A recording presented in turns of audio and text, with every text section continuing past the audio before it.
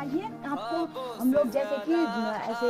भैंस का जब दूध निकालते तब उसे कहाँ रखते, कहाँ दही के लिए जमाते और उसे उबालते कहाँ है, और हमारा डिफरेंस होता है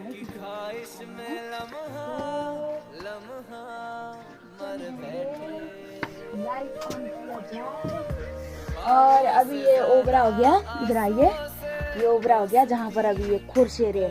यानी मतलब ये जो चूजे है ये वो कर रहे अपना खाना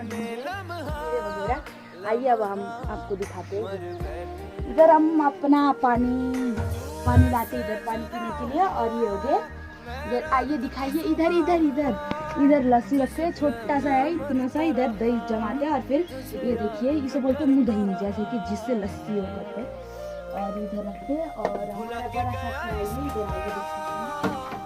जहाँ पर हम दही रखते हैं, देखिए अभी बंद है, बाद में जब हम